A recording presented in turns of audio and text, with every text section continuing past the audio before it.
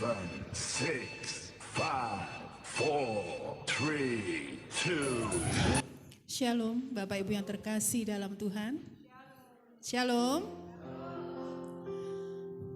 Kita akan mulai ibadah pada pagi hari ini. Kita rendahkan hati kita. Tanggalkan semua bebanmu. Tanggalkan semua pergumulanmu. Kita mau fokus menyembah Tuhan. Raja segala raja. Tuhan yang senantiasa ada dalam setiap kehidupan kita.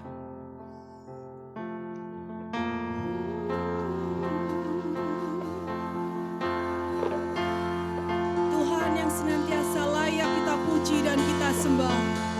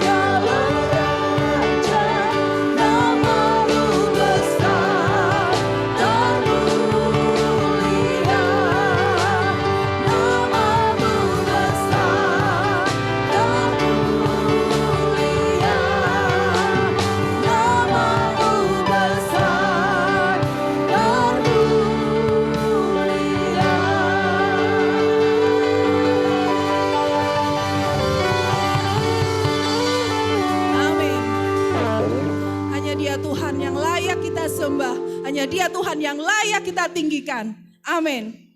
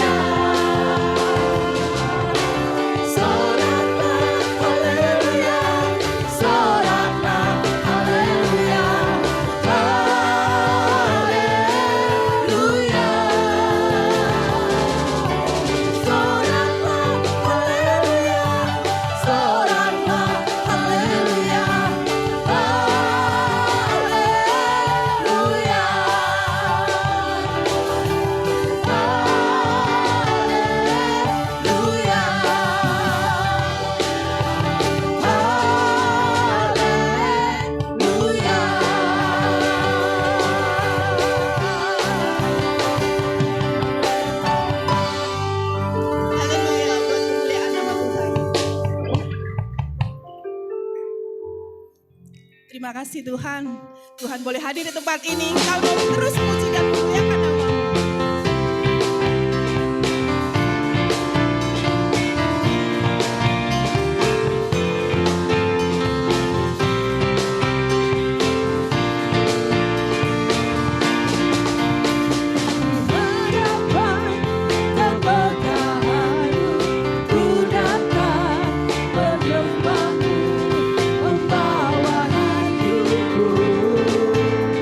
Membawa hidup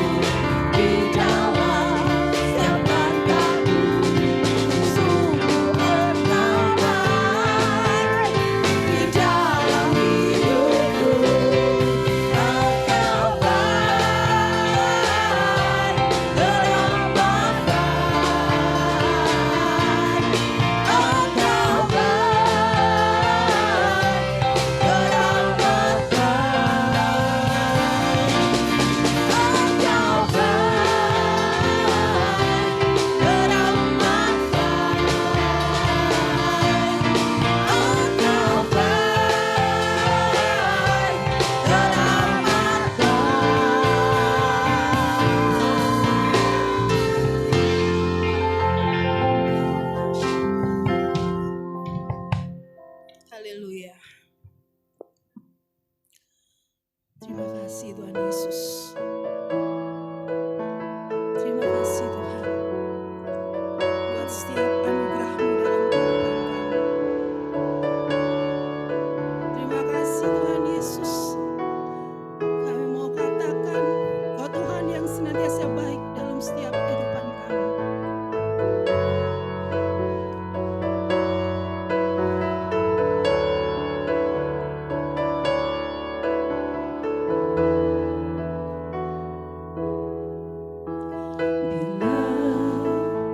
Ku buka mataku dan lihat wajah-Mu, ku terkagum bila ku lihat hidupku dan karya tangan-Mu. Ku tersanjung karena semua yang baik dalam hidupku, itulah karya-Mu. Kau beri kesempatan yang baru, dan ku ingin mengenal-Mu, Tuhan, lebih dalam dari semua yang ku kenal. Tiada kasih yang melebihi-Mu. Ku ada untuk menjadi penyembah-Mu.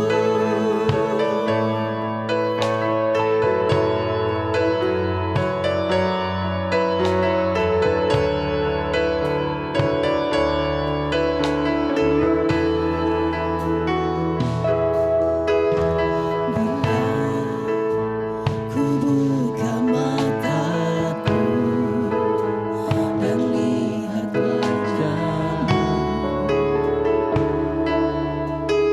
ku terkagum bila ku lihat hidupku dan karya tangan-Mu. Ku tersanjung karena semua yang baik dalam hidupku, itulah karya-Mu. Kau beri kesempatan yang baru, dan ku ingin mengenal-Mu, Tuhan, lebih dalam dari semua yang ku kenal. Tiada kasih yang melebihi-Mu. Ku ada untuk menjadi. Bersama-sama dengan segenap hati katakan, dan ku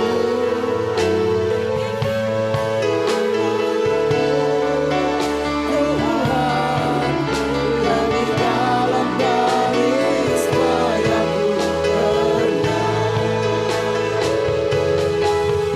Tiada kasih yang melebihi-Mu.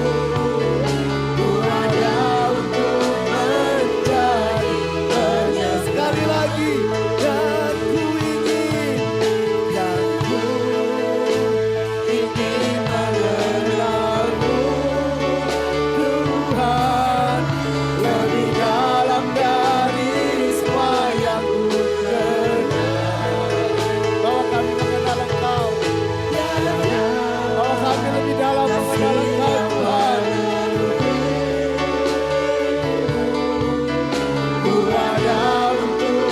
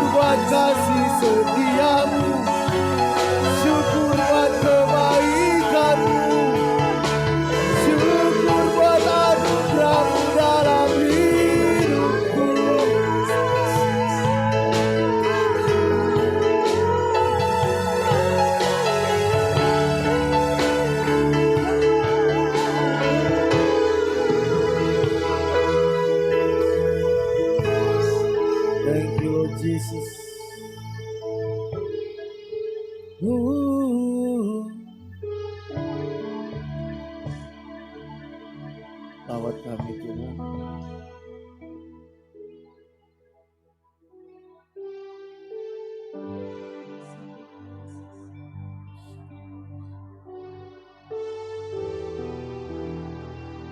Roh Kudus, Engkau ada di tengah-tengah kami.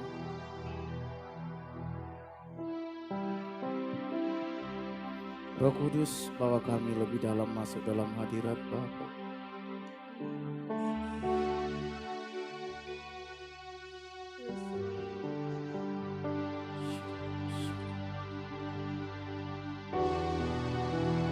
Holy Spirit,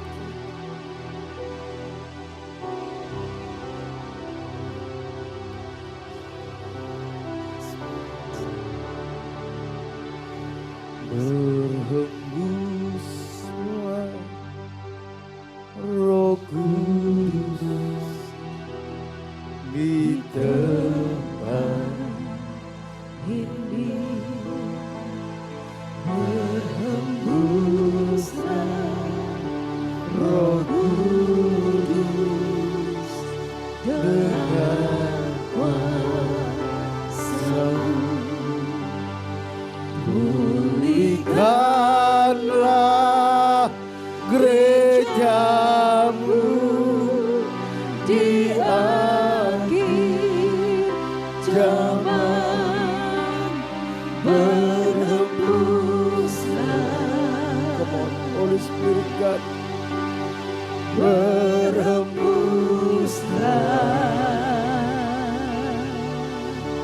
sekarang. Sama-sama katakan, berhembuslah Roh Kudus. Berhembuslah Roh Kudus di tempat. Kami rindu Kau Tuhan. Kami rindu pribadi-Mu. Berhembuslah Roh Kudus dengan kuasa-Mu. Pulihkanlah gereja-Mu di akhir zaman,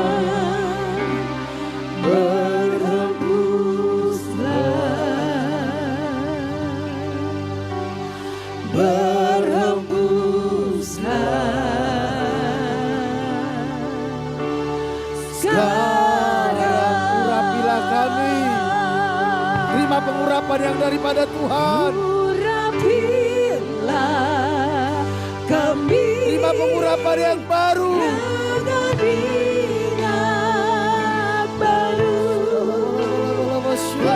Penuhilah kami dengan hadirat-Mu.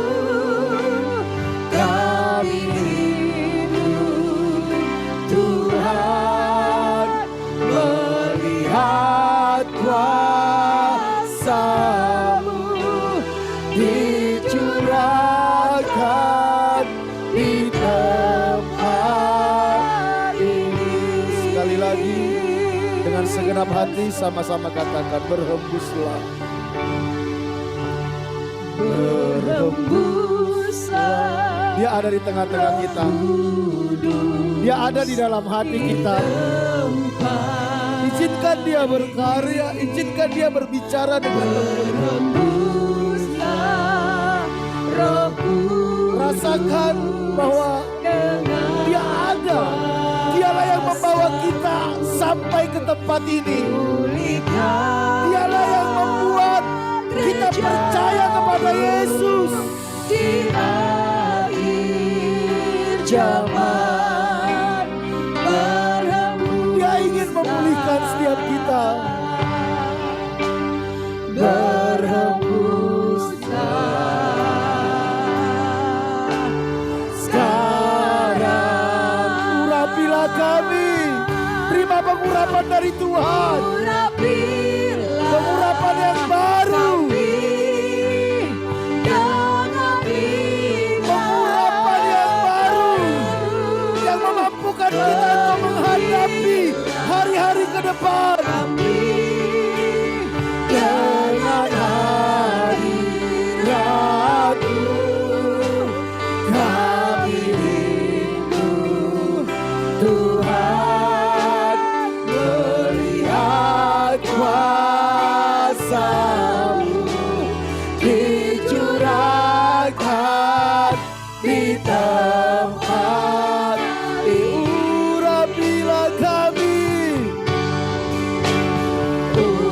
urapilah kami. Thank you Holy Spirit God. Dengan minyak Fill our soul.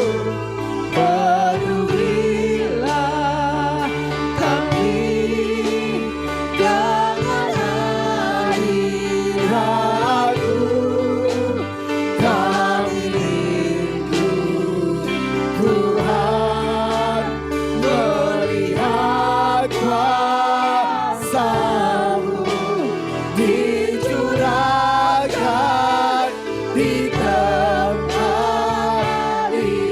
Urapilah kami, urapilah kami dengan minyak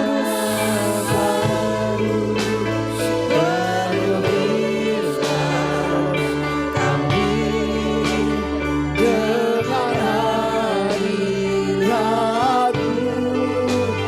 kami rindu Tuhan, melihat kuasa-Mu dicurahkan di tempat kami rindu Tuhan, kami rindu Tuhan, melihat kuasa-Mu dicurahkan di tempat kami rindu Tuhan, kami rindu Tuhan, melihat kuasa-Mu dicurahkan di tempat ini.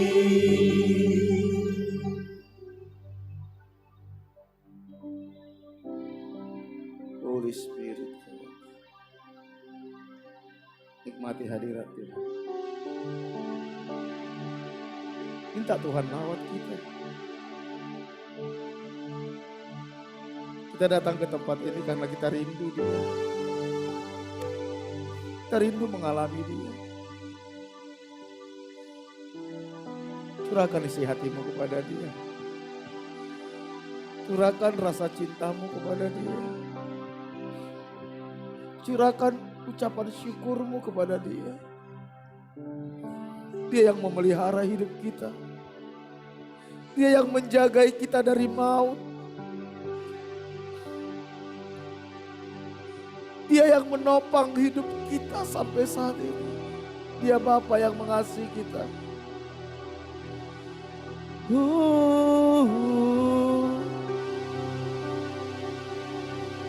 Terima kasih Tuhan. Terima kasih buat kebaikan-Mu. Terima kasih buat kasih setia-Mu. Terima kasih buat anugerah-Mu bagiku. Lawat kami gereja-Mu. Pulihkan kami umat-Mu.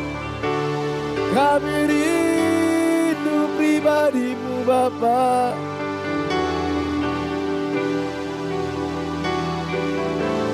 Jangan sembunyikan diri-Mu dari kami Tuhan. Buka mata kami untuk melihat Engkau.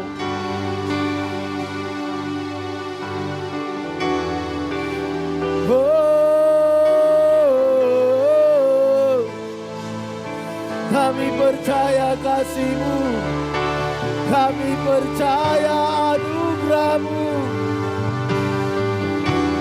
kami percaya kuasa-Mu Tuhan.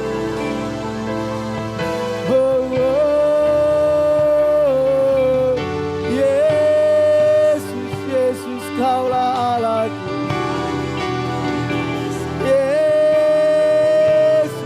Ditinggikan di tempat ini. Yesus Kau diagungkan.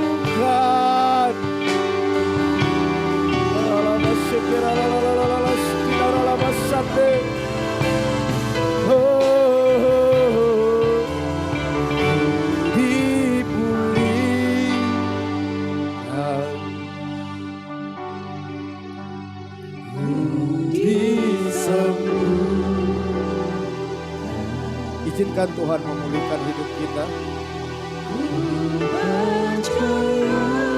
Izinkan Dia menyembuhkan kita. Percayalah ada mujizat Tuhan.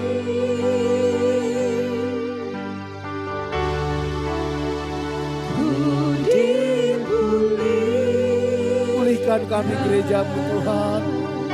Pulihkan kami umat-Mu. Sembuhkan kami dari penyakit dosa kami. Ku percaya mujizat-Mu, ku alami. Ku dipulihkan, oh, oh. Pulihkan gereja-Mu. Sembuhkan umat-Mu Tuhan. Ku percaya mujizat-Mu, ku alami. Oh, oh, ku percaya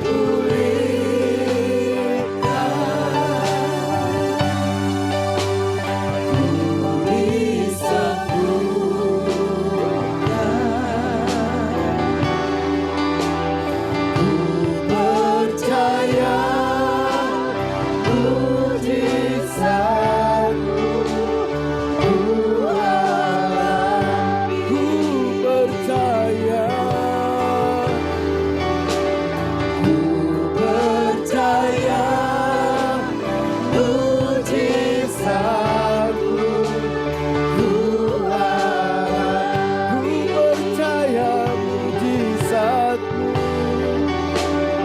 Ku percaya mujizat-Mu.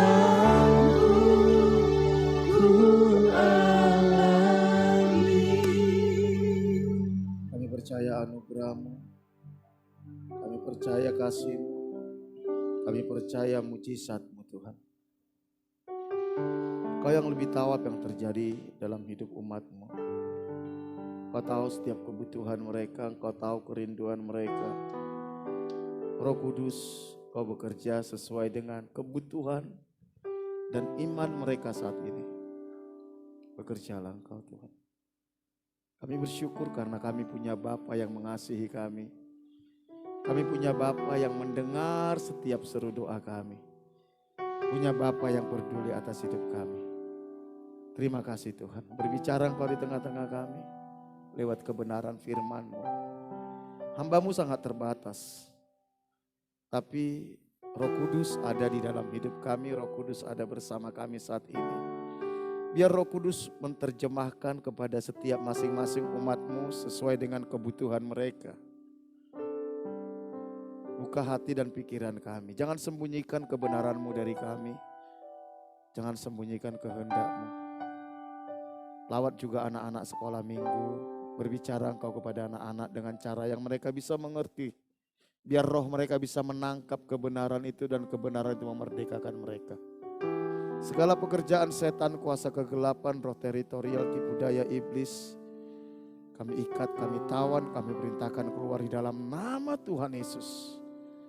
Berbicara Engkau, kami sambut firman-Mu dalam nama Tuhan Yesus. Haleluya. Amin. Shalom. Ya, puji nama Tuhan kalau kita masih bisa sehat, kita bisa beribadah, kita bisa melakukan aktivitas kita.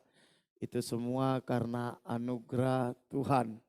Ya saudara, saya percaya bahwa hari-hari itu sangat penting dan sangat berharga bagi Tuhan.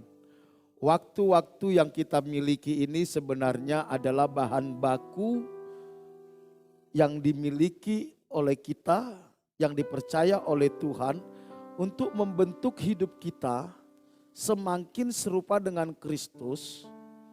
Waktu-waktu yang kita miliki ini merupakan bahan baku di mana Tuhan akan menyatakan kehendaknya, di mana Tuhan membentuk hidup kita lewat setiap peristiwa demi peristiwa Supaya apa? Supaya kita layak menjadi warga kerajaan sorga. Supaya kita layak menjadi anak-anak kerajaan sorga. Supaya kita layak untuk memerintah bersama dengan Tuhan nanti. Oleh karena itu, jangan pernah kita sia-siakan setiap waktu dan setiap peristiwa yang terjadi. Karena setiap peristiwa dan waktu itu merupakan alatnya Tuhan untuk membentuk kita. Kita ada sampai saat ini seperti sebagaimana kita ada sekarang. Itu merupakan hasil dari waktu di masa lalu dan peristiwa di masa lalu. Dan bagaimana kita menyikapi dan meresponi setiap waktu dan peristiwa itu. Oleh karena itu, bagaimana masa depan kita nanti itu sangat ditentukan. Bagaimana kita menggunakan waktu yang ada saat ini dan bagaimana kita menyikapi setiap peristiwa yang ada saat ini. Makanya jangan pernah lalui hari itu hanya berlalu begitu saja. Kita harus terus berjuang mengerti kehendak Tuhan, mengerti apa maunya Tuhan, mengerti apa yang Tuhan sedang kerjakan dalam hidup kita. Kalau tidak, kita sedang mengubur sejarah hidup kita. Makanya jangan heran, Soekarno pernah bilang kayak gini, ada orang di umur 40 tahun, dia sudah mati, baru dikuburkan di umur 60 tahun.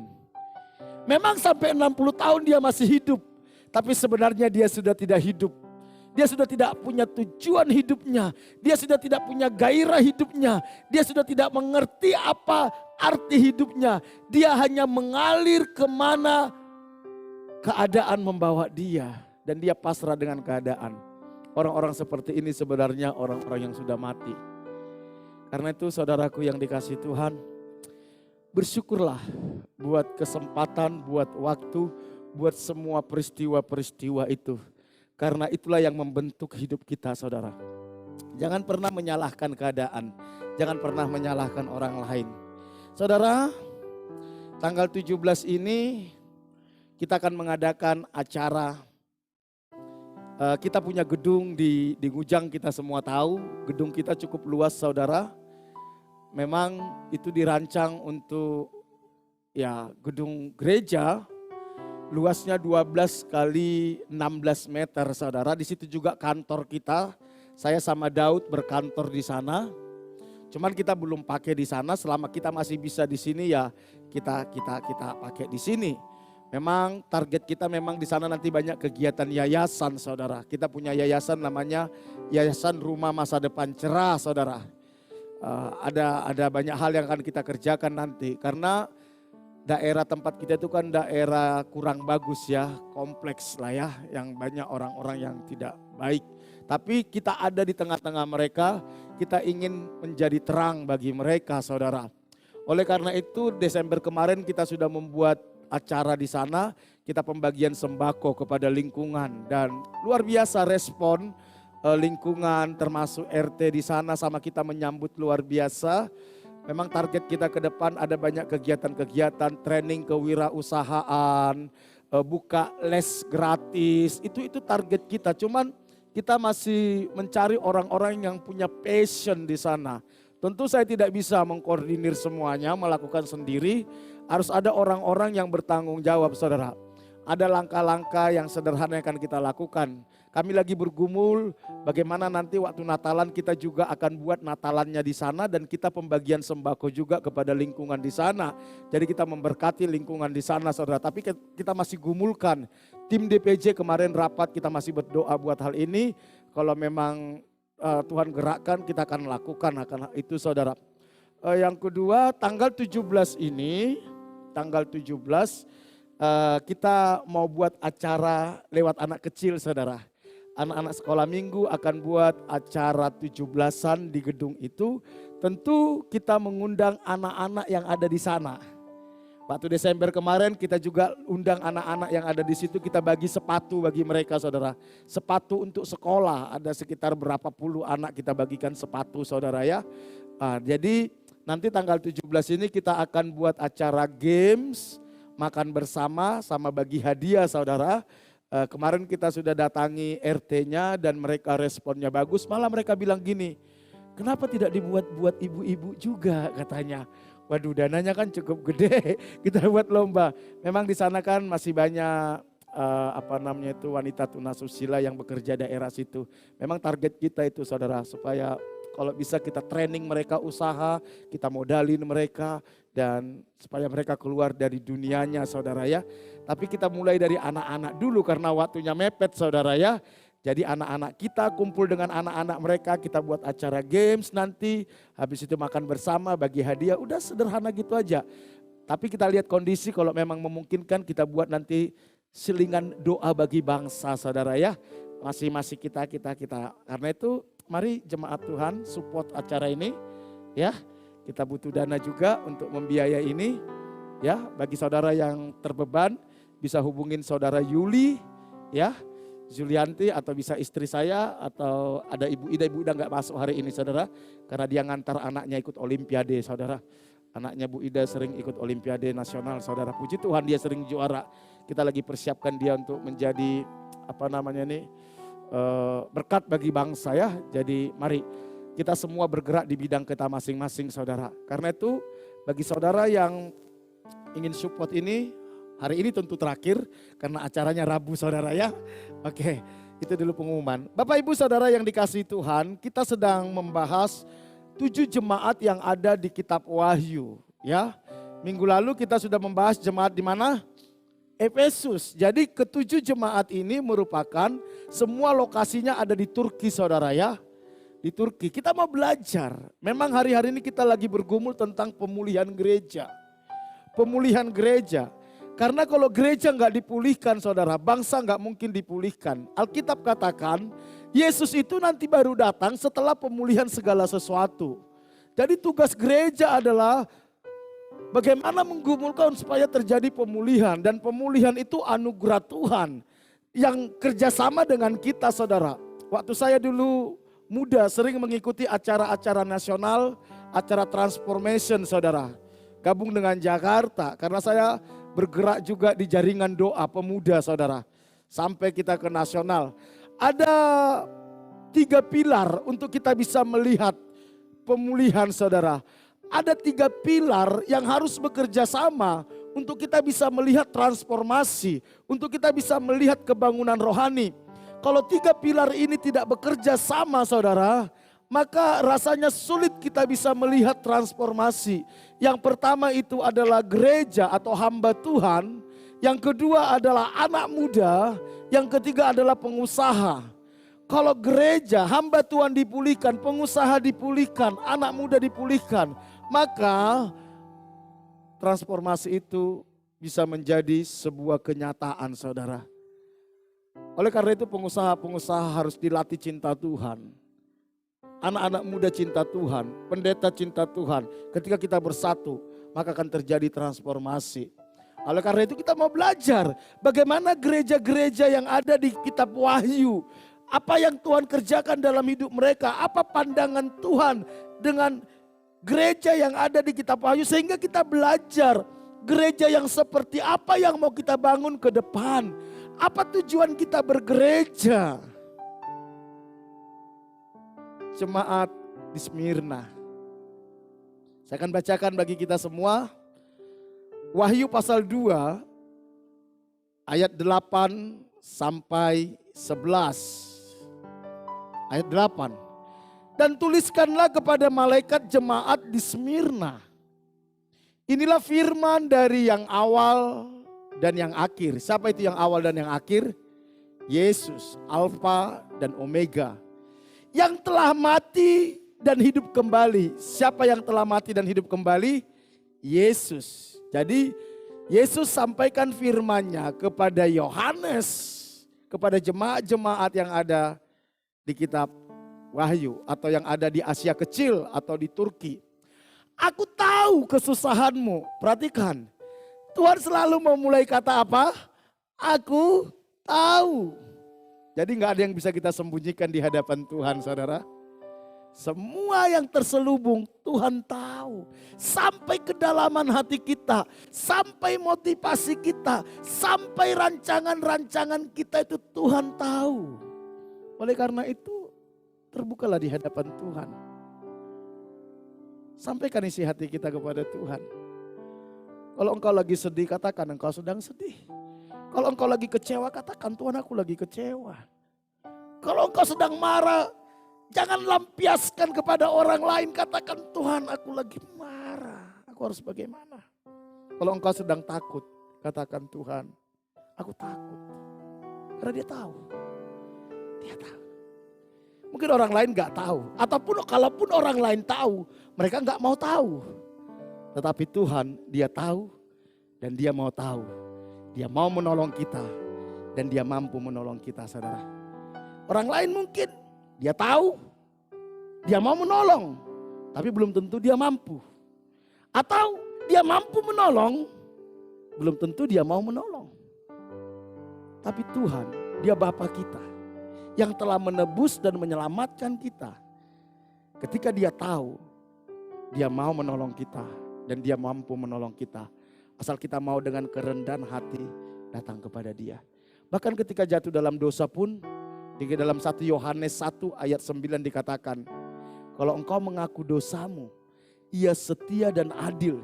Ia akan mengampuni segala dosamu dan menyucikan engkau dari segala kejahatanmu. Ketika kita jatuh dalam dosa, jangan membela diri. Datang aja kepada Tuhan dengan jujur, katakan Tuhan, benar aku telah berdosa, aku salah, aku mohon ampun. Mampukan aku untuk tidak mengulanginya lagi. Aku telah melakukan dosa ini. Ampuni saya. Saudara tahu, saat itu Tuhan ampuni loh. Tuhan ampuni. Luar biasa Tuhan kita. Oke, aku tahu kesusahanmu dan kemiskinanmu. Namun engkau kaya. Dan fitnah mereka yang menyebut dirinya orang Yahudi. Tetapi yang sebenarnya tidak demikian. Sebaliknya mereka adalah jemaah iblis. Perhatikan, ada jemaah iblis saudara. Ada jemaah iblis. Satu saat Tuhan Yesus bilang gini saudara. Ketika berbicara tentang penabur. Satu saat murid-murid bertanya, Tuhan, bukankah benih gandum yang ditaburkan kenapa tumbuh ilalang? Yesus bilang gini, si jahat itu menaburkan benih juga. Si jahat menaburkan benih. Tapi saya percaya di sini nggak ada benih dari si jahat, saudara. Amin. Ada. Oke, nanti kita lanjut. Jangan takut terhadap apa yang harus engkau derita. Wow, pesan Tuhan ini. Jangan takut terhadap apa yang harus engkau derita. Sesungguhnya iblis akan melemparkan beberapa orang dari antaramu ke dalam penjara. Supaya kamu dicobai. Jadi Tuhan izinkan iblis mencobai kita. Izinkan iblis mencobai kita. Dan kamu akan beroleh kesusahan selama 10 hari. Ketika kita memperoleh kesusahan, Alkitab katakan apa yang harus kita lakukan?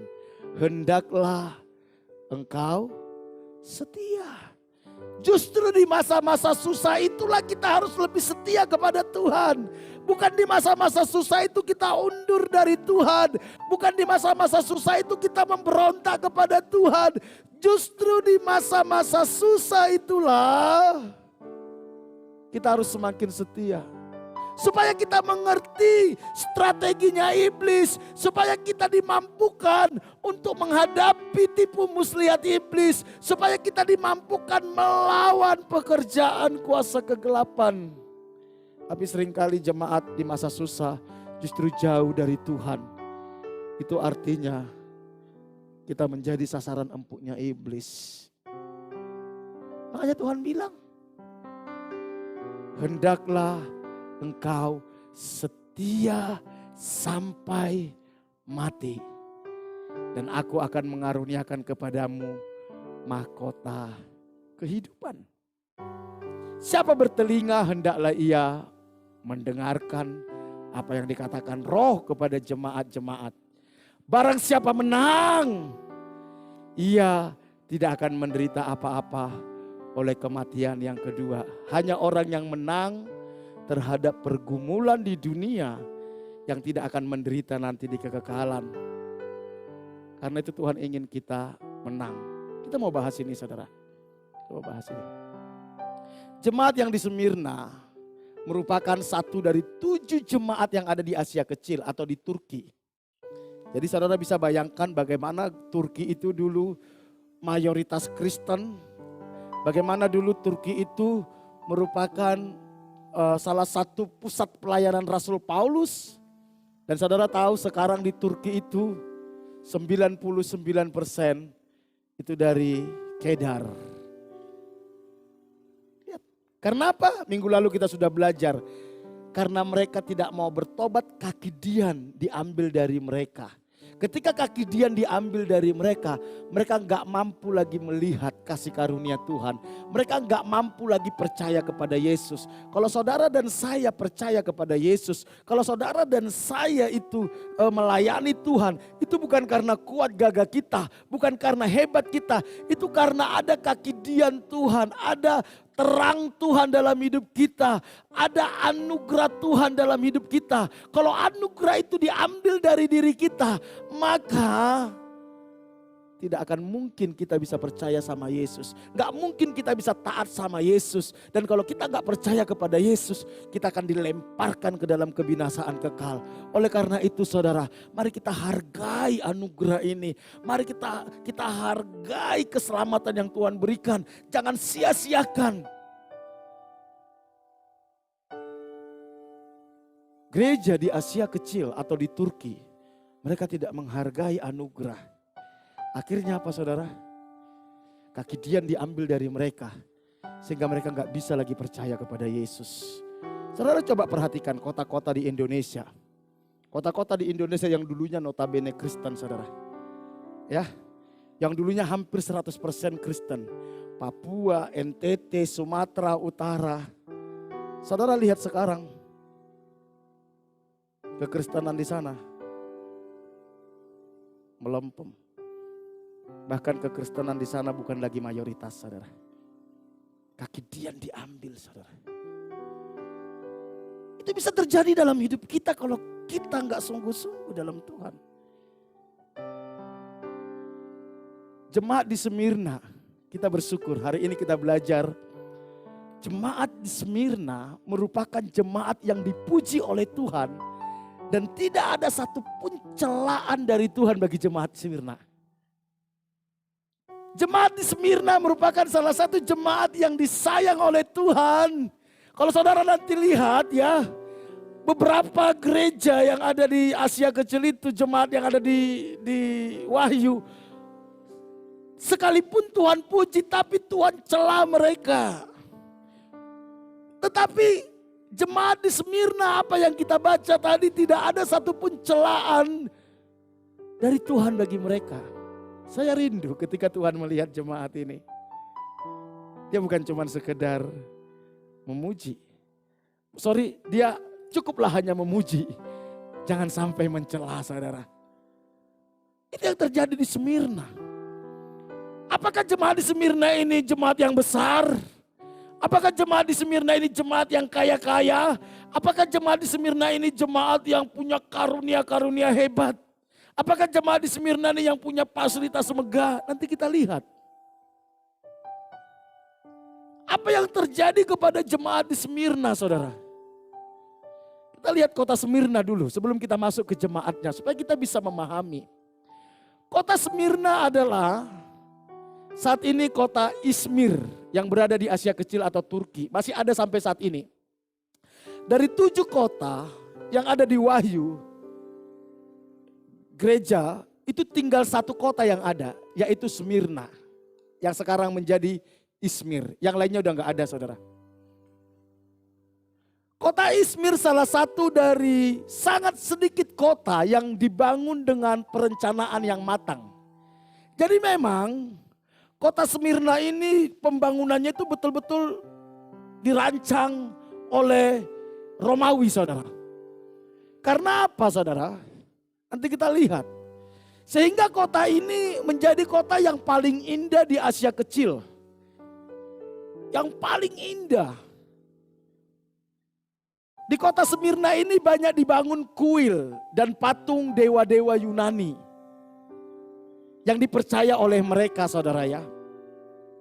Jadi karena kota ini begitu indah, banyak dibangun kuil dan dewa-dewa dan mungkin itu juga menjadi pusat wisata.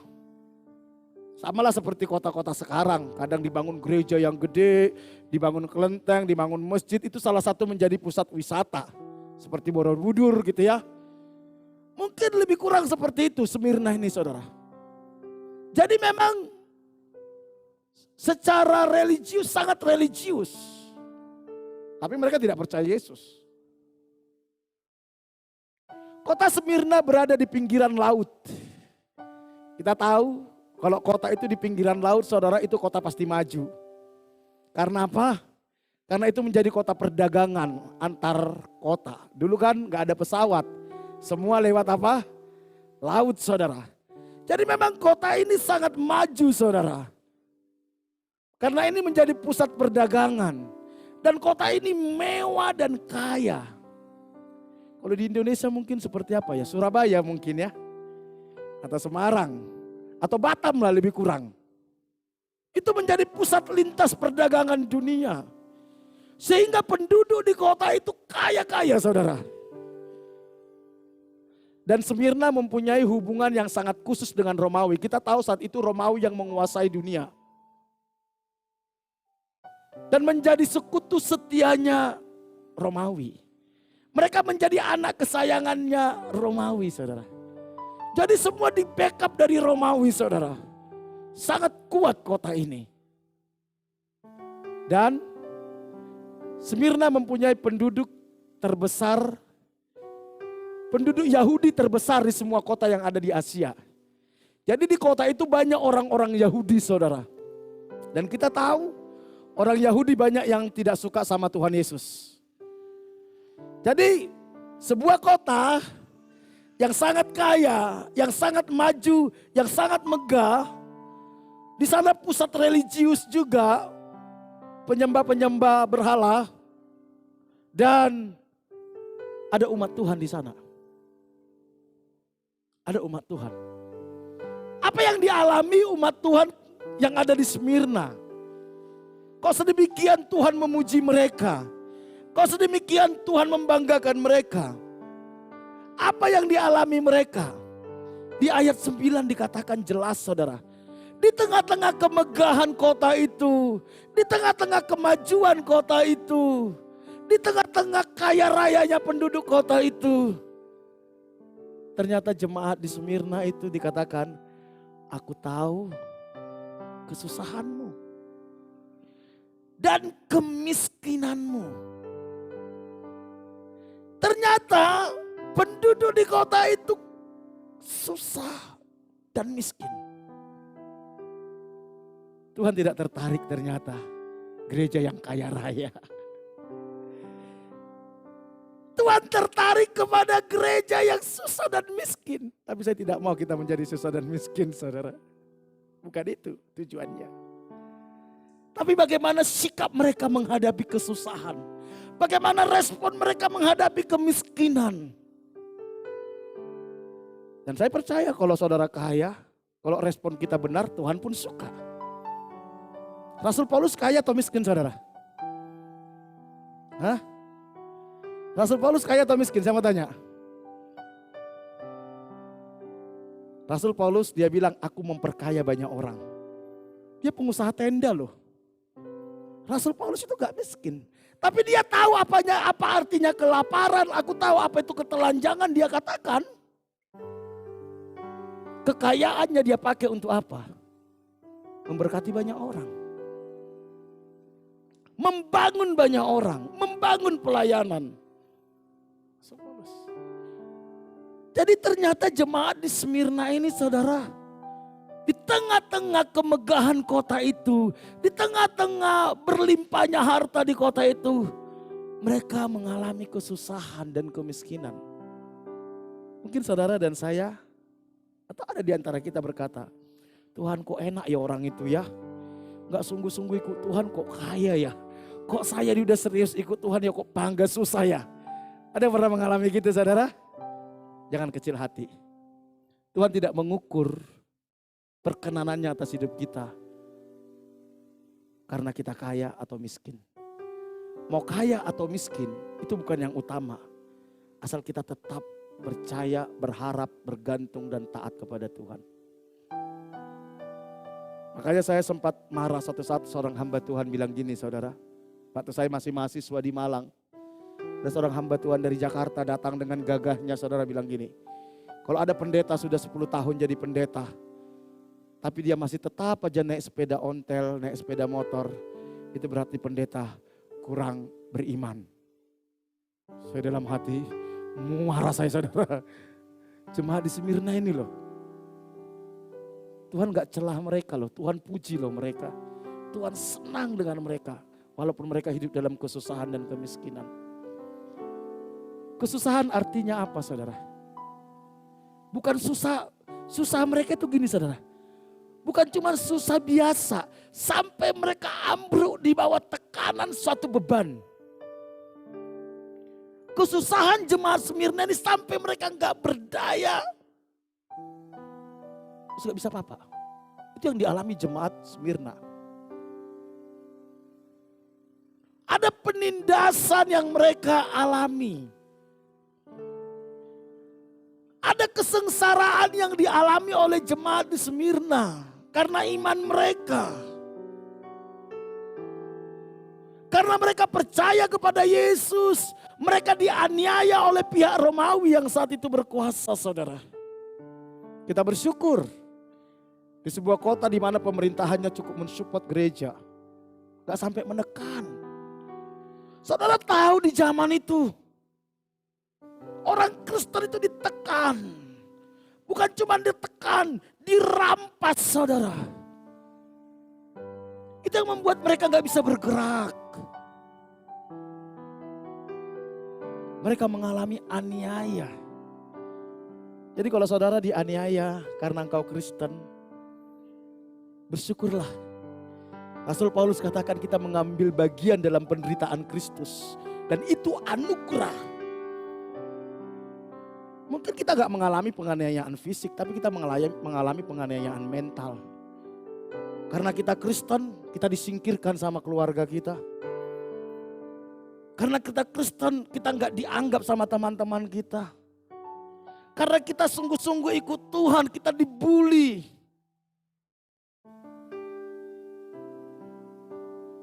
Itu penganiayaan. Bersyukur, itu anugerah. Itu anugerah.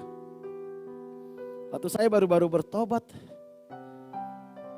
orang-orang dekat saya, keluarga saya bilang saya bibelon, orang Batak bilang bibelon saudara. Teman-teman saya bilang saya sok rohani, sok suci. Ya hati ya, tapi Tuhan terima kasih. Jangan baru ditegur dikit aja udah ngamuk saudara. Baru digosipin dikit aja udah ngamuk saudara. Jemaat Smyrna itu ditekan saudara. Dan tidak cukup sampai di situ. Mereka miskin. Miskin di dalam bahasa Yunani itu ada banyak saudara. Tapi kata yang dipakai di situ adalah petoseia, petokos. Sangat miskin sampai tidak punya apa-apa. Kalau saudara masih punya motor, saudara belum miskin menurut jemaat Smyrna. Mereka sampai miskin gak punya apa-apa. Saudara bayangkan ada sebuah jemaat yang sungguh-sungguh ikut Tuhan. Yang sungguh-sungguh mengasihi Tuhan. Yang sungguh-sungguh melayani Tuhan. Ternyata hidup mereka tertindas susah, miskin. Mereka tidak berkata, di mana Tuhan? Seolah-olah Tuhan tutup mata atas penderitaan mereka. Seolah-olah Tuhan gak peduli atas penderitaan mereka. Seolah-olah Tuhan membiarkan mereka. Sampai satu saat Tuhan hanya bilang gini, aku tahu. Mungkin kalau kita seperti itu saudara, tiba-tiba kita dengar Tuhan bicara, aku tahu kata Tuhan. Kemungkinan besar jawaban kita, kalau lu tahu kenapa lu tidak tolong Tuhan. Betul gak saudara? Kalau Tuhan tahu kenapa Tuhan tidak membela saya. Tapi Tuhan cuma bilang kepada jemaat di Smyrna, tetap setia. Tetap setia. Pesan yang sama yang Tuhan sampaikan bagi kita pada pagi hari ini. Apapun keadaanmu, baik engkau diberkati, baik engkau mengalami kesusahan, baik engkau mengalami tekanan, baik engkau mengalami kemiskinan. Pesan Tuhan, aku tahu nak, tetaplah setia. Karena aku sediakan mahkota kehidupan di kekekalan bagimu. Kesenangan, kenikmatan yang kita alami di dunia ini karena dosa, itu tidak sebanding dengan penderitaan yang akan kita alami di neraka. Penderitaan yang kita alami di dunia ini tidak sebanding dengan kemuliaan yang Tuhan sediakan di kekekalan. Karena itu tetaplah setia. Kalaupun kita menderita di dunia karena kita mengikut Tuhan, paling berapa lama saudara? Paling sampai kita umur 70-80 tahun. 70-80 tahun itu gak ada artinya dibanding kekekalan saudara. Kalaupun kau menikmati kebahagiaan, penghormatan, sukacita, senang di dunia, kau bisa dapatkan semua yang ada di dunia. Paling sampai umur berapa kau bisa nikmati? 70-80 tahun. Bayangkan penderitaannya di kekekalan. Tuhan mau katakan kepada jemaat di Smyrna, jangan fokus perkara-perkara jasmani. Jangan fokus. Kalau engkau diberkati, bersyukur dan pakai berkat itu untuk melayani Tuhan. Kalaupun engkau sedang mengalami penderitaan, nikmati penderitaan itu. Saya senang, Bapak rohani saya, setiap saya mengalami masalah, Pak Sony Pilongo, setiap saya curhat sama dia, satu kata yang selalu dia sampaikan, Free, nikmati setiap prosesnya Tuhan. Waduh. Dulu saya berpikir kok enak ngomong nikmati prosesnya Tuhan. Tetapi setelah saya jalani saudara, ketika kita nikmati prosesnya Tuhan, Tuhan bukakan banyak hal dalam hidup kita. Hikmat, kekuatan, sukacita. Jadi jemaat di Smyrna ini sangat miskin sampai tidak punya apa-apa. Apa yang membuat mereka miskin? Bukan karena malas. Kalau seseorang miskin karena malas, itu memang ya harga yang harus dia bayar. Jemaat di Smyrna miskin bukan karena mereka malas. Keputusan mereka untuk berjalan lurus dalam bisnis membuat mereka tidak mudah mendapatkan keuntungan dalam bisnis. Dan banyak orang Yahudi yang tidak mau berdagang dengan mereka karena mereka miskin. Saudara, ketika jemaat Smyrna memutuskan untuk mengikuti Yesus, mereka gak kompromi dengan dosa. Kalau bagi orang lain tipu-tipu dikit itu biasa. Kurangin timbangan itu biasa. Tapi mereka mau jujur. Mereka jujur dalam berbisnis. Mereka jujur dalam berusaha. Mereka melakukan usaha-usaha yang berkenan kepada Tuhan. Kan kita tahu orang-orang kayak gini biasanya gak punya banyak kawan saudara. Gak ada orang yang mau berelasi dengan orang-orang yang kayak gini. Gak banyak. Mereka hidup benar, bahkan dalam bisnisnya pun mereka melakukan bisnis dengan benar. Itu yang membuat akhirnya mereka gak punya relasi banyak. Itu yang membuat mereka miskin.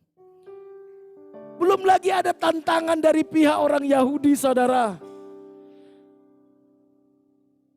Mereka sering dihancurkan, usaha-usaha mereka sering dihancurkan Gerombolan orang kafir kadang menyerang mereka karena mereka Kristen. Mereka buka toko, tokonya dihancurkan, saudara. Orang-orang kafir gak suka. Itu yang dialami jemaat di Smyrna. Kalau saudara masih bisa sekarang usaha, tenang-tenang aja. Gak ada yang menghalangi, gak ada yang merusak, gak ada yang menyerang. Itu anugerah, saudara. Anugerah. Bersyukurlah. Tuhan yang menjagai. Jemaat di Smyrna Tuhan izinkan itu terjadi.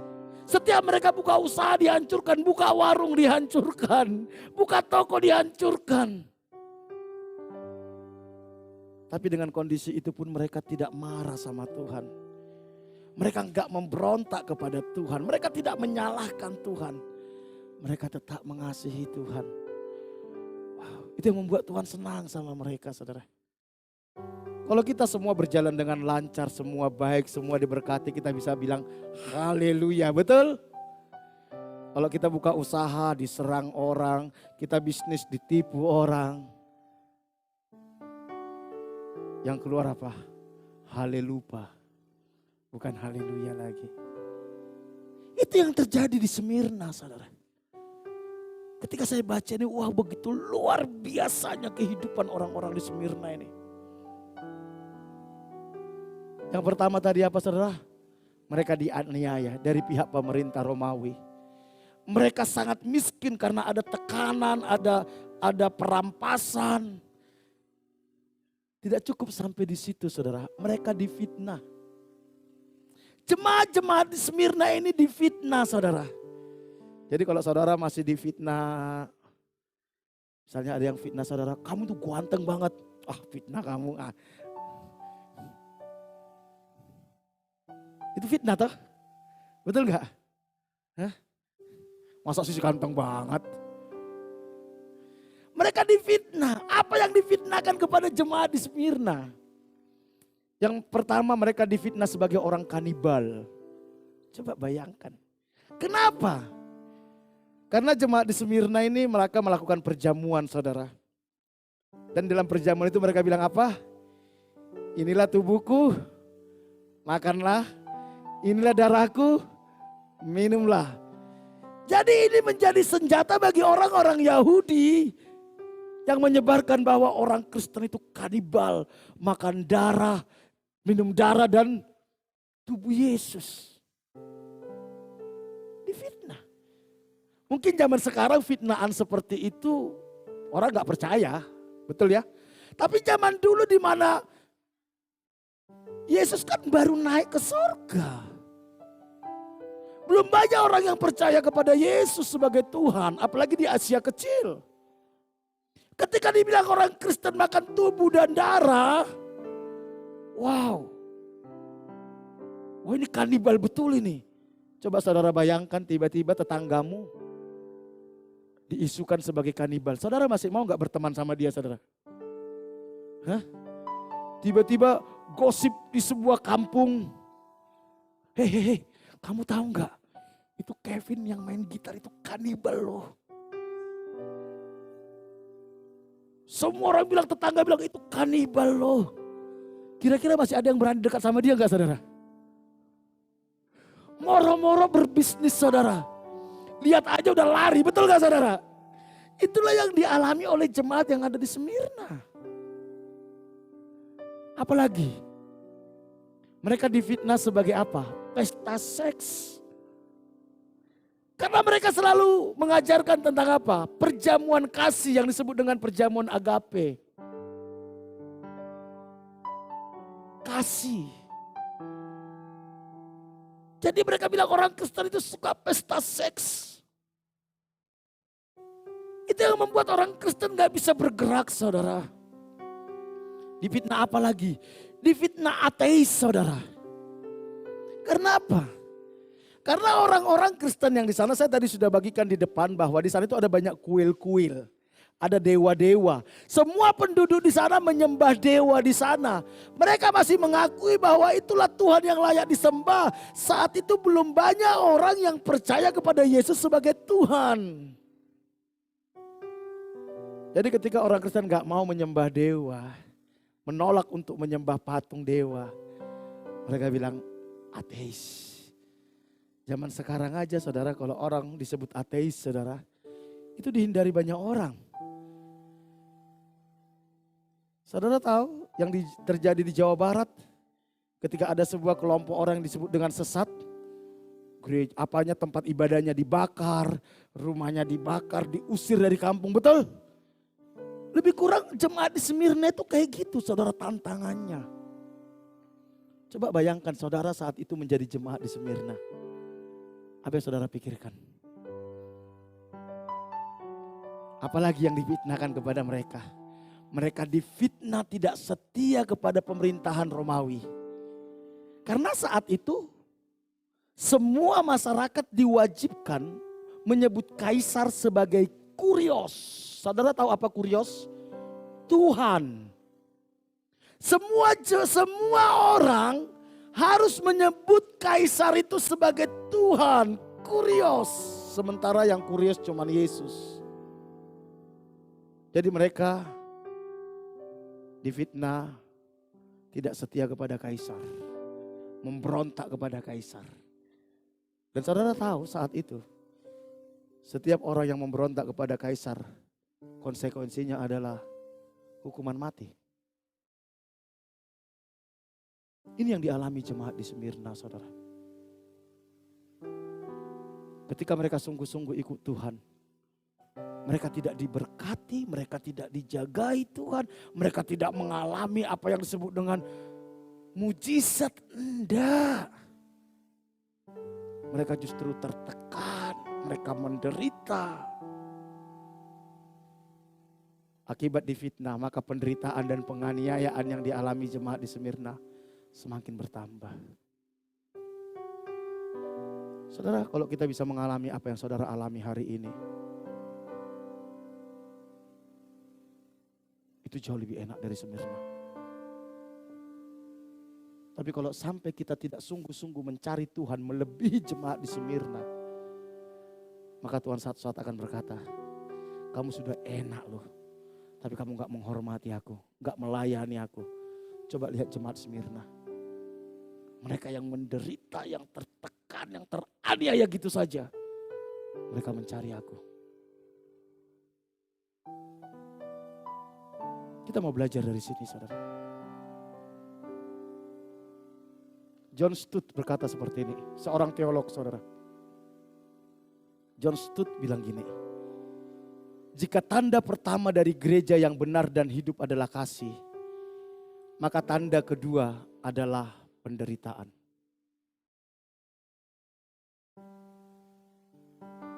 Orang Kristen, suka tidak suka, mau tidak mau, pasti mengalami penderitaan.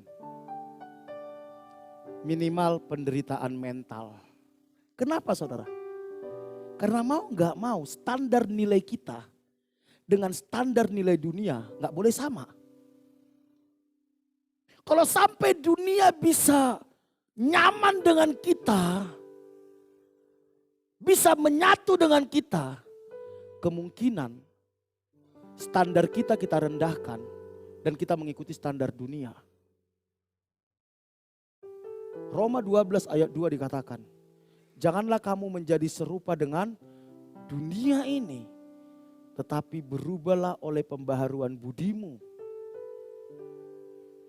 supaya engkau dapat mengerti apa yang menjadi kehendak Allah, apa yang benar, apa yang berkenan kepada Allah, dan yang sempurna. Kekristenan itu tidak bisa dilepaskan dari penderitaan. Minimal kita sulit dipahami oleh orang-orang dunia. Minimal kita sulit dimengerti oleh orang-orang dunia. Karena standar nilai kita gak mungkin bisa sama. Makanya jangan heran John Stott bilang gini, jika tanda pertama dari gereja yang benar dan hidup adalah kasih, maka tanda kedua adalah penderitaan. Mungkin kita tidak mengalami penderitaan fisik, tapi kita mengalami penderitaan mental, dibully, disingkirkan. Itu penderitaan saudara. Karena kita hidup benar. Dan kalau kita hidup benar, Saya percaya banyak orang yang gak suka sama kita. Semakin saudara hidup benar, semakin banyak orang gak suka. Semakin saudara disukai banyak orang, kemungkinan semakin kita tidak benar. Karena standar kita dengan dunia berbeda. Yohanes 16 ayat 2 dikatakan, kamu akan dikucilkan.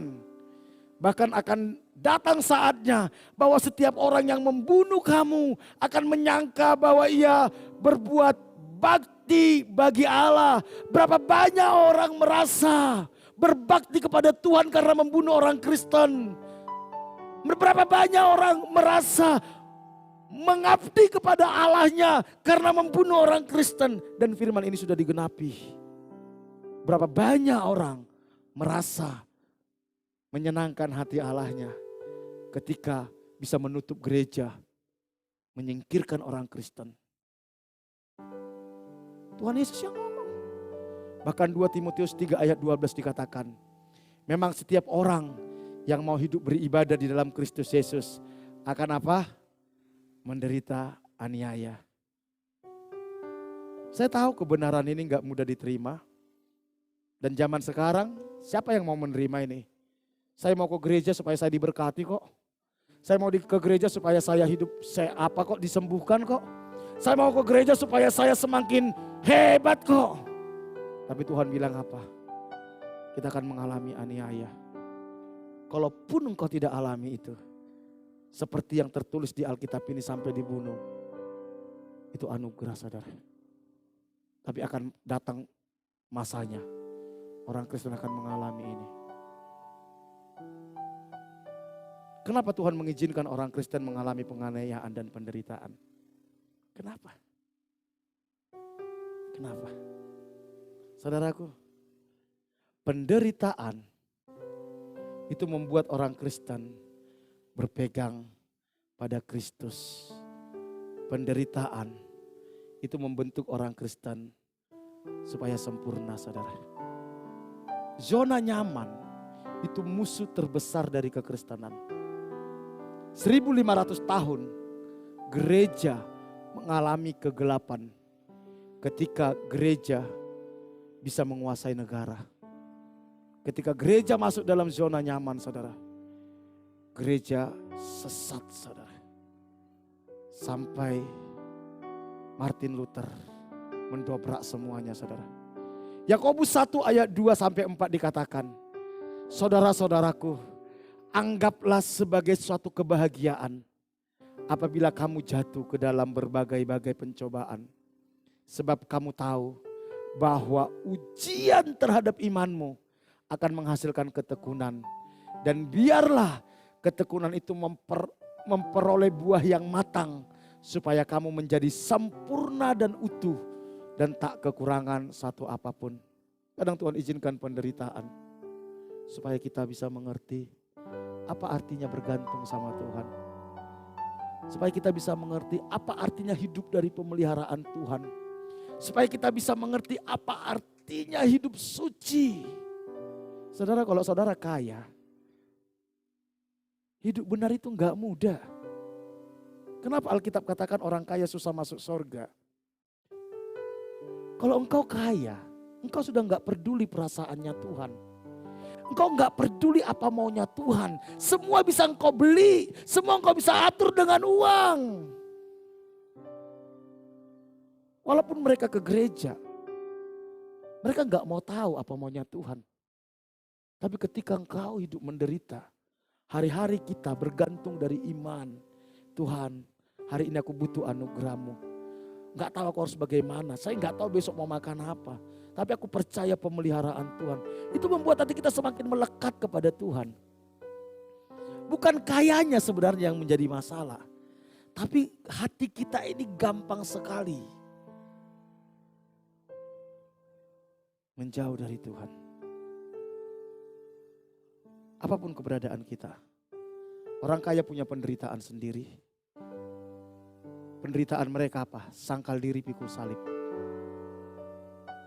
Orang miskin punya penderitaan sendiri. Penderitaannya orang miskin apa? Mempercayakan hidup kepada Tuhan. Setiap kita punya penderitaan masing-masing. Asal kita mau berjalan bersama dengan Tuhan. Jadi Tuhan izinkan semuanya itu. Supaya apa? Supaya kita berpegang kepada Tuhan. Supaya kita matang iman kita. Supaya kita sempurna dan utuh. Dan tak kekurangan satu apapun.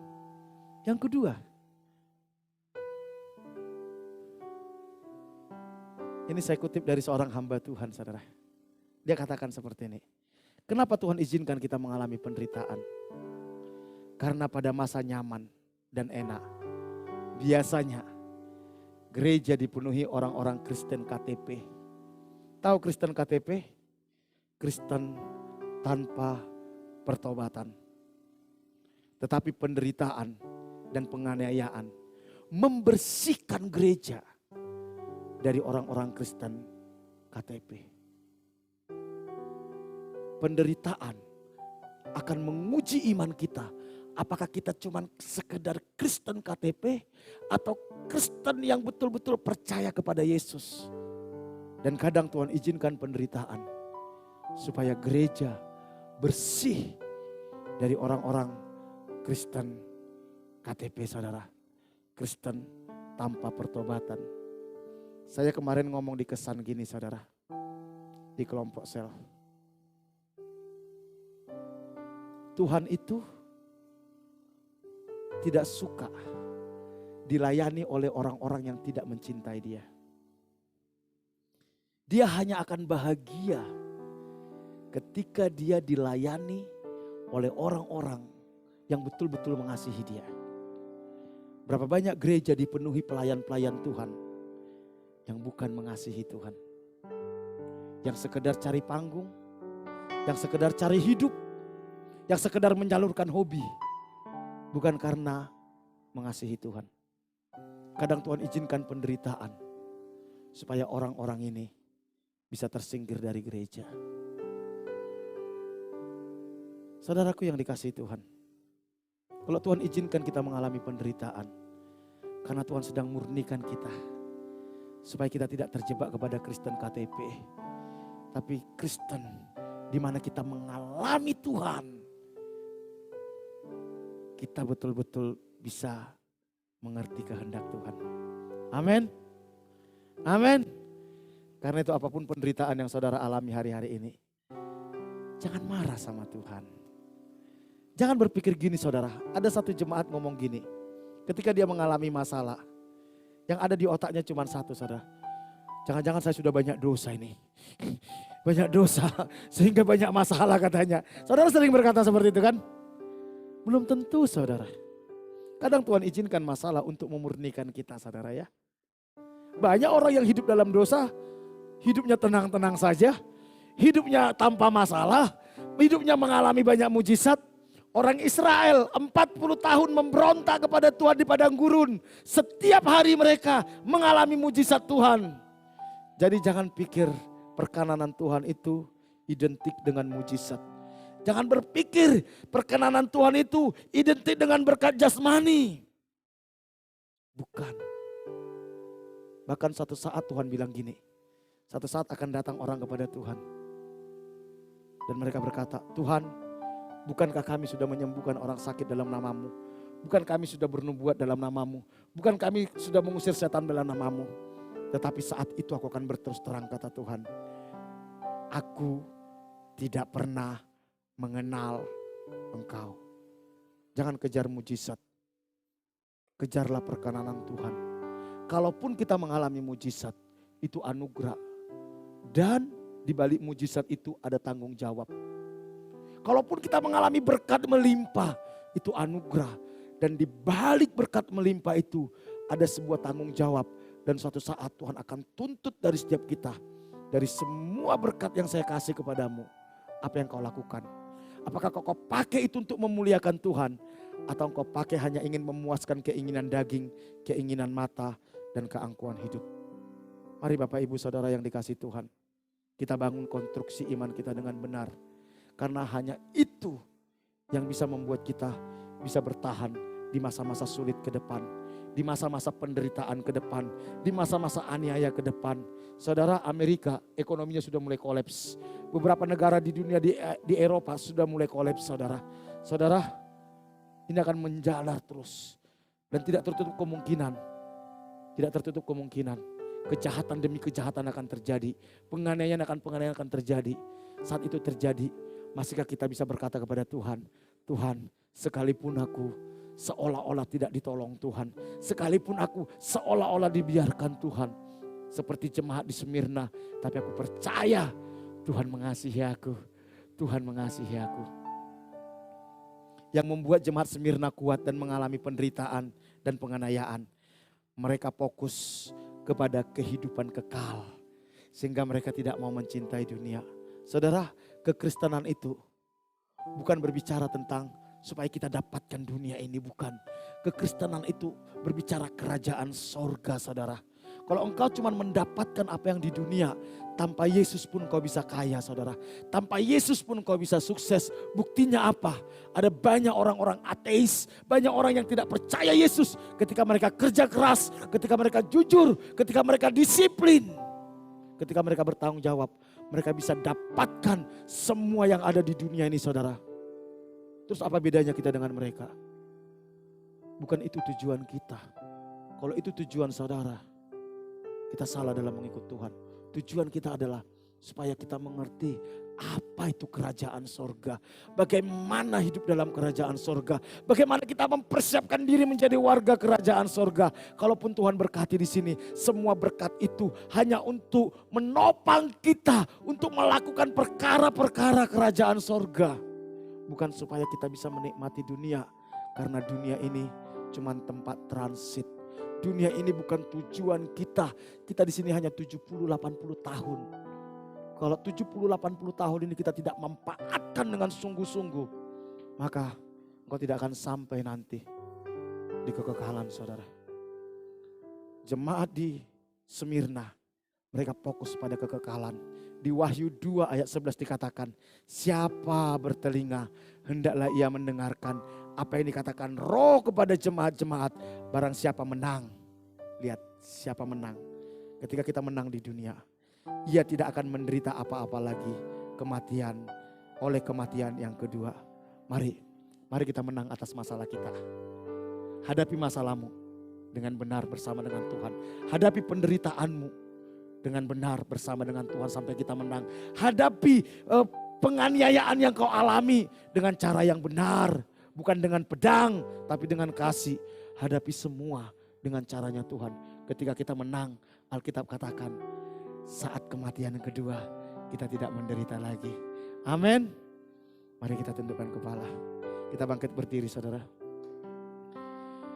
Bersamamu Bapa, ku lewati semua perkenananmu yang teguhkan hatiku. Engkau yang bertindak, Engkau yang bertindak, memberi pertolongan anugerah-Mu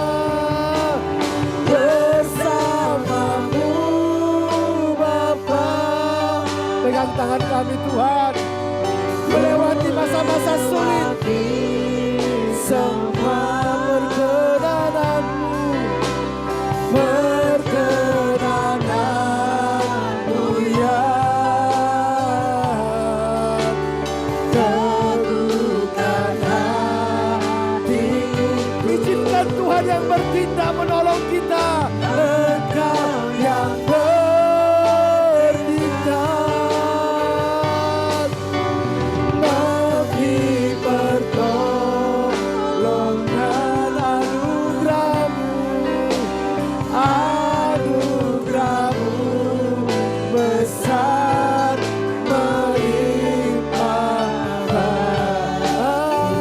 Anugerah-Mu Tuhan, anugerah-Mu besar melimpah. Anugerah-Mu Tuhan, Anugerah-Mu besar melimpah bagiku. Bapak Ibu, mungkin kau hari-hari ini merasa Tuhan meninggalkan engkau. Kau mengalami banyak pergumulan, kesulitan, tantangan.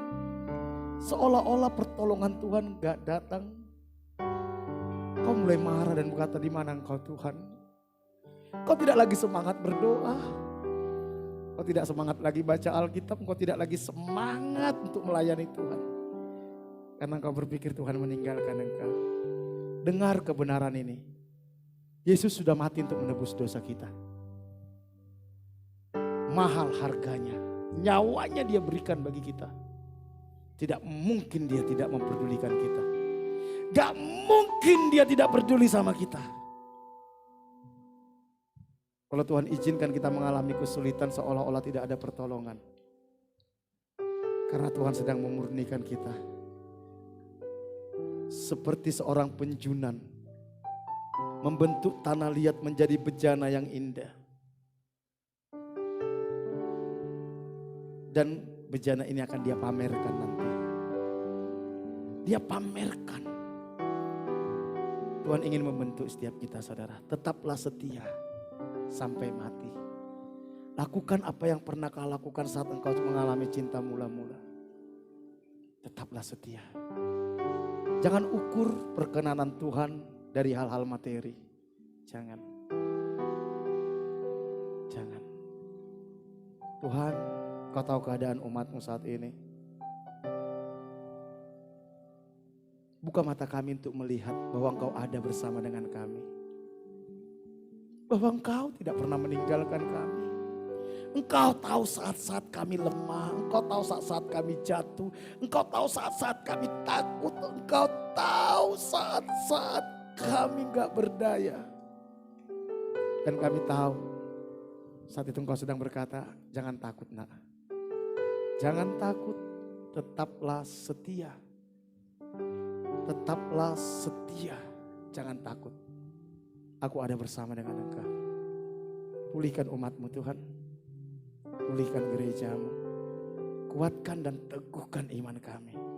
Segala intimidasi iblis kami tolak di dalam nama Yesus. Kami bersyukur buat kebenaran firman-Mu.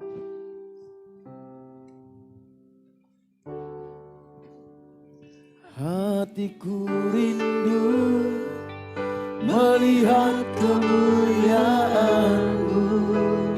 Hatiku rindu melihat curahan kuasa-Mu di kota tercinta, kotaku turun agung. Ku berdoa turun agung, penuh kemuliaan-Mu. Tulung aku bagi kemuliaan-Mu. Ya Allahku, ya Allahku, nyatakan kemuliaan-Mu. Ya Allahku, nyatakan curahan kuasa-Mu di kota tercinta, kotaku turun agung.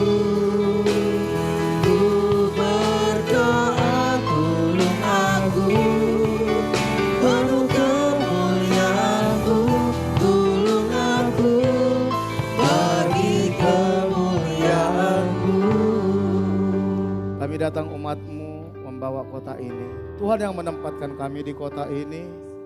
Dan kami percaya tidak kebetulan. Karena itu kami berdiri mewakili kota ini di hadapan Tuhan. Memohon anugerah Tuhan, memohon belas kasihan Tuhan atas kota Tulungagung. Lawat kota ini Tuhan, curahkan hujan keselamatan, curahkan hujan pertobatan. Celikan mata rohani penduduk kota ini supaya mereka bisa melihat keajaiban kasih karunia Tuhan yang Kau sediakan di dalam Kristus Yesus. Dan mereka menerima Engkau sebagai Tuhan dan Juru Selamat pribadi. Pertemukan kami dengan jiwa-jiwa yang siap ditua dari kota ini. Lawat kota ini, berkati kota ini, berkati pemerintahan kota ini. Kami berdoa buat Bapak Bupati, Wakil Bupati, semua jajarannya di bawah sampai ke bawah, pegawai negeri sipil, semua yang ada di kota ini. Anggota DPRD Tuhan, eksekutif, yudikatif, legislatif, semua yang Tuhan percaya untuk mengelola kota ini. Mereka semua hamba Tuhan, yang Tuhan tempatkan, yang Tuhan percaya mengelola kota ini. Kami menopang mereka, kami berdoa bagi mereka, kami memberkati mereka. Beri mereka hikmat, bijaksana, takut akan Tuhan di dalam mengelola kota ini. Kalau ada orang-orang jahat yang merancangkan kejahatan atas kota ini, yang berbuat curang atas kota ini, Tuhan gagalkan, Tuhan bongkar dalam nama Yesus. Kami berdoa buat anak-anak Tuhan yang ada di pemerintahan. Berkati mereka, jagai lindungi mereka, beri hikmat bijaksana kepada mereka. Pakai mereka seperti Engkau memakai Yusuf. Pakai mereka seperti Engkau memakai Daniel, Sadrak, Mesa, Abednego. Biar lewat anak-anak Tuhan ini, nama Tuhan dipermuliakan di kota ini. Berkati mereka Tuhan.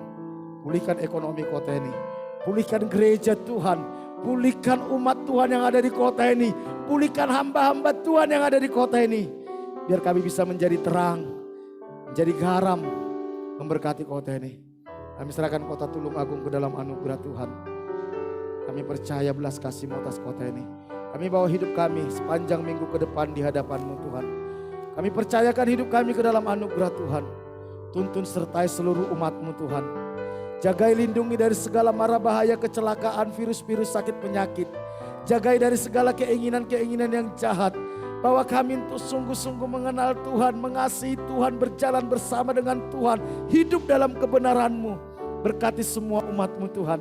Berkati setiap rumah tangga, hubungan suami istri, orang tua dengan anak, sesama saudara, kasih dan kebenaran-Mu memerintah dalam rumah tangga. Pulihkan kesehatan umat-Mu yang sakit, Tuhan sembuhkan dalam nama Yesus. Berkati usaha pekerjaan umat-Mu. Apapun yang dikerjakan umat-Mu sepanjang minggu ke depan, kami mohon berkat Tuhan. Tuhan buat berhasil, Tuhan buat terobosan, Tuhan buat mujizat. Tuhan buka jalan atas masalahnya. Berikan hikmat, bijaksana, ide, kreativitas kepada umat-Mu. Apapun menjadi permasalahan umat-Mu, Tuhan buka jalan bagi mereka Tuhan. Cukupi segala kebutuhan umat-Mu. Pakai setiap umat-Mu untuk menjadi berkat bagi orang-orang di sekitar Tuhan.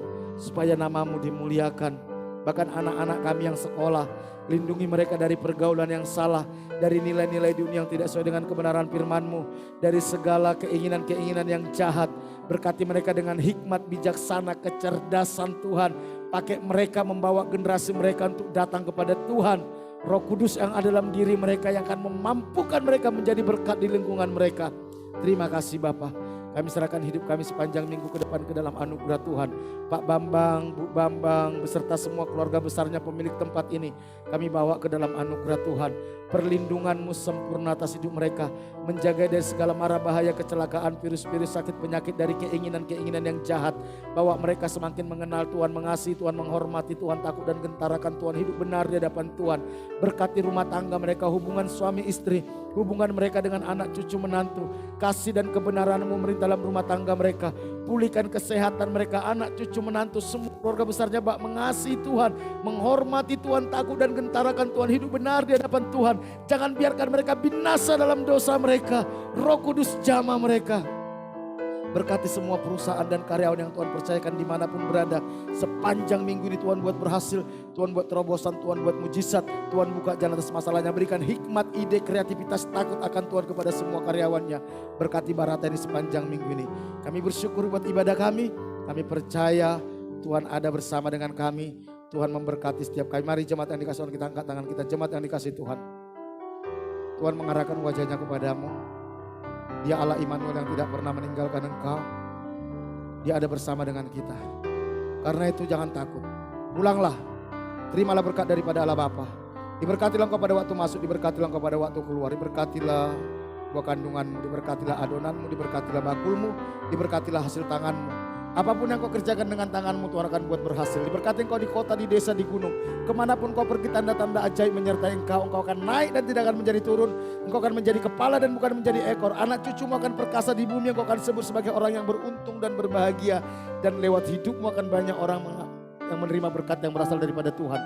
Jika engkau hari ini sungguh-sungguh mendengarkan suara Tuhan Allahmu yang kusampaikan kepadamu dan engkau setia melakukannya, berkat-berkat ini akan menjadi milikmu. Karena itu pulanglah, terimalah berkat daripada Allah Bapa, kasih karunia dari Tuhan kita Yesus Kristus, penghiburan dan kekuatan dari Roh Kudus mulai hari ini sampai Tuhan Yesus datang kedua kali. Dalam nama Tuhan Yesus, setiap kita yang diberkati sama-sama katakan amin. Berikan tepuk tangan, Tuhan Yesus memberkati kita semua.